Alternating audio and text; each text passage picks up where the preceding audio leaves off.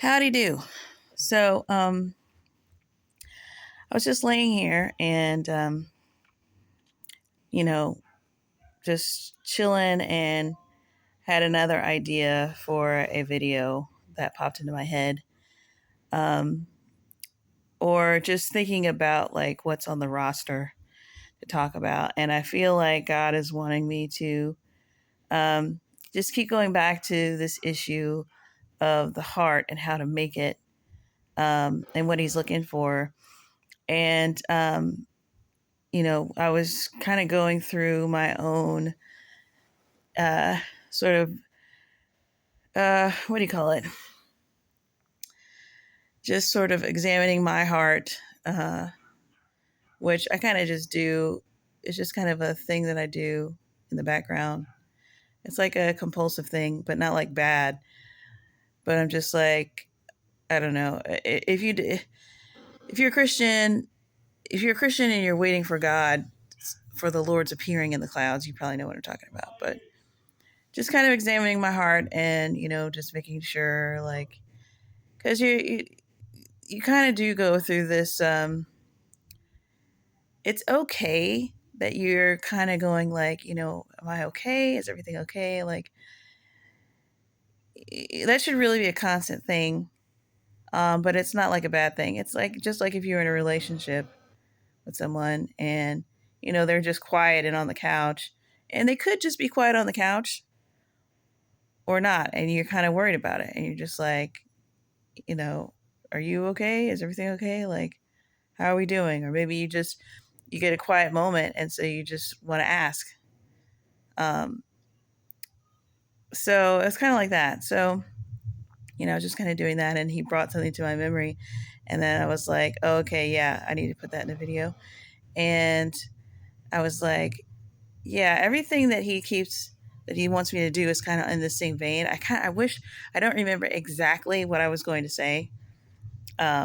With along with what he just told me or what we just talked about, but um, it's basically along the lines of like,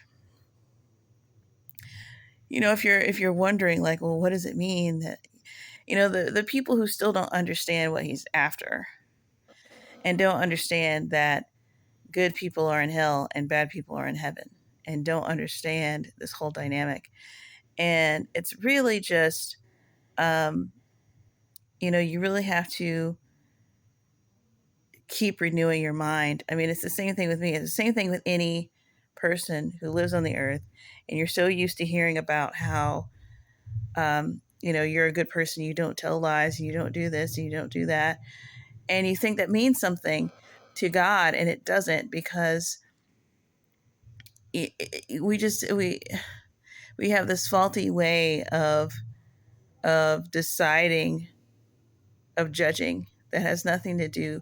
And the reason why it doesn't is because you have to think about God is thinking is an infinite place, um, and where love abounds, and there's nothing.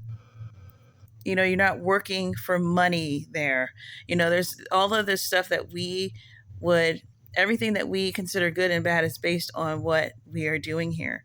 So yeah, murder is very bad because, I mean, aside from it being a moral issue, it disrupts things. When you murder a person, when you murder a woman and she has 3 kids, and now that those 3 kids don't have a mother, and now those kids are going to be traumatized, and then that trauma is going to affect the rest of the society in some way.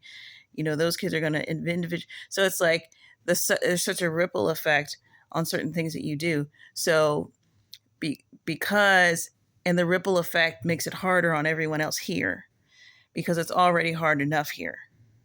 And so we equate, well, this isn't harming anybody. This isn't doing anything to anybody. It's like, well, I'm not hurting anybody. It's just, because that's what we think of as harmless, as something that is that, why is this a sin? It's not going out and making a ripple effect. It's not affecting anyone else's life. It's not anyone else's business. That's how we think of it.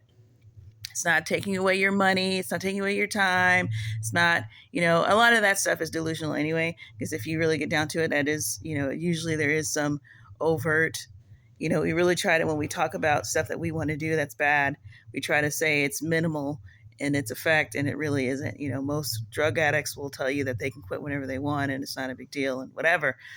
So we tend to do that anyway, but just the value system that we use to talk about what's terrible and absolutely terrible versus what's okay. This is how you can end up going to hell, because God says, like I was saying in my last video, that the third thing that'll keep you out of heaven is unforgiveness. Well, it costs nothing to not forgive someone.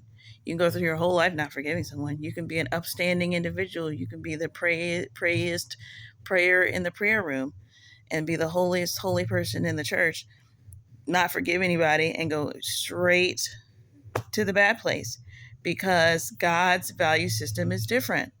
And so, before you panic and go, well, what's his value system? Okay, read the Bible and you'll find out what his value system is.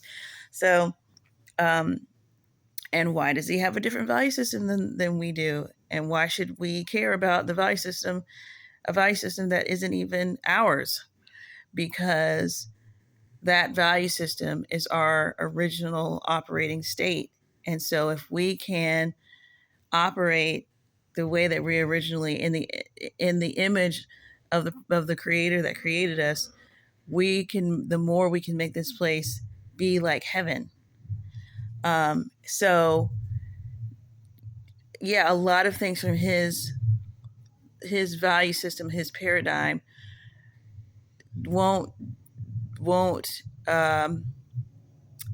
translate here. A lot of it might even hinder you here.